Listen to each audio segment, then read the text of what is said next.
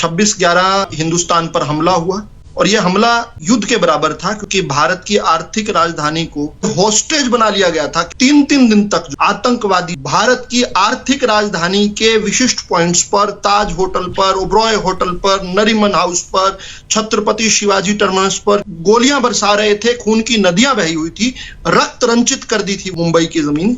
उसी रात को मानेसर में टेलीफोन कॉल द्वारा बताया गया कि एक अटैक हुआ है और एनएसजी को ये टेक ओवर करना है, क्योंकि जो आतंकवादी हैं उनके पास जो हथियार हैं उनसे मुंबई पुलिस शायद उनका सामना नहीं कर पाएगी। रात को ही जो 10 बजे के करीब ये बताया गया, लगभग 11 बजे के करीब एनएसजी के कमांडो मानेसर से चलकर पालम तक आए, एयरपोर्ट तक, और वहां पर वो 1 घंटे बाद 12:30 से लेकर 2 बजे तक इंतजार करते रहे। लेकिन उन्हें गोलियां चल रही थी मुंबई के अंदर, उस समय वो इंतजार कर रहे थे। सिहरन पैदा हो जानी चाहिए, किस चीज के लिए इंतजार कर रहे थे।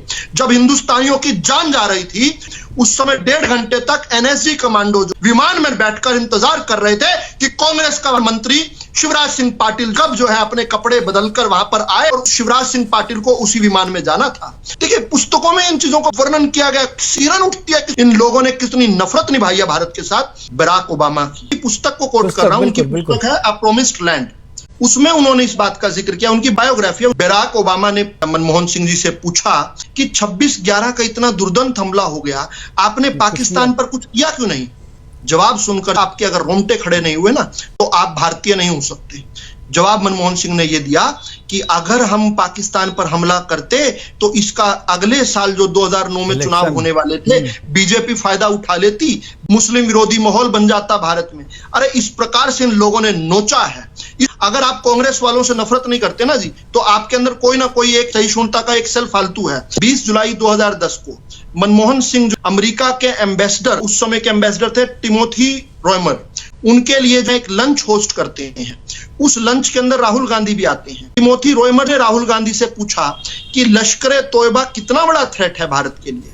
राहुल गांधी कहते हैं कि लश्कर तोयबा कोई बड़ा थ्रेट नहीं है इतना, लिटे और लश्कर तोयबा से बड़ा थ्रेट तो हिंदू सैन्यकरण है, रेडिकल हिंदू जो है वो है। और ये विकीलीक्स में जो इसका खुलासा। एक और पुस्तक है, मुंबई के तत्कालीन ज्वाइंट कमिश्नर थे राकेश मारिया, वो हैरान थे, उनको केवल कंट्रोल रूम में जो एक सब इंस्पेक्टर लेवल का काम था वो करने के लिए रोक दिया गया, और जिस व्यक्ति ने रोका उसका भाई कांग्रेस की सरकार में मंत्री था। उसी व्यक्ति ने बाद में एक पुस्तक लिखी, उस पुस्तक को जिसको आप पढ़ते हैं, जो अजीज बरने की उर्दू संपादक ने रिलीज की, कि आरएसएस की साजिश थी।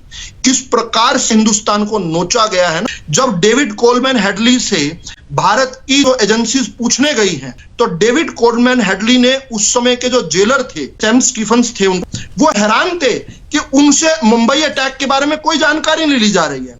उनसे भी हिंदू और सेफरन टेररिज्म की बात की जा रही है। डेविड कोलमैन हेडली से हमारे लोग पूछताछ कर रहे हैं और उनको सीधा नैरेटिव दिया गया है कि किसी प्रकार से हिंदू एंगल इसमें जोड़ दीजिए। और जब लोग कहते हैं ना कि अचानक से ऐसा क्या हुआ कि 2014 के बाद मोदी की सरकार आ गई, तो जो हिंदुस्तान कभी हैदराबाद में, कभी मालेगांव में, कभी मुंबई के अंदर, कभी दिल्ली के अंदर दीपावली और होली के सजे हुए बाजारों में, कभी वाराणसी लखनऊ के अंदर, कभी जयपुर अहमदाबाद के अंदर, कभी अक्षरधाम मंदिर के अंदर विस्फोट होते थे, अचानक से विस्फोट होने कैसे रुक गए? ये इंडियन मुजाहिदीन के लोग जो कहां चले गए? तो इसका जवाब यह है कि इंडियन मुजाहिदीन को स्लीपर सेल का काम जो उस समय की जो सत्ताधारी कांग्रेस पार्टी कर रही थी, इसके ऊपर भी जो जांच होनी चाहिए। हिंदुस्तानियों के गुनहगार है ये। पंजा जो आप देखते हैं, ये खून लगा हुआ है पंजे पर। हिंदुस्तानियों के रक्त पिपासु गिद्धों ने खून पिया है इन लोगों ने। ये हिंदुस्तान के साथ इन लोगों ने।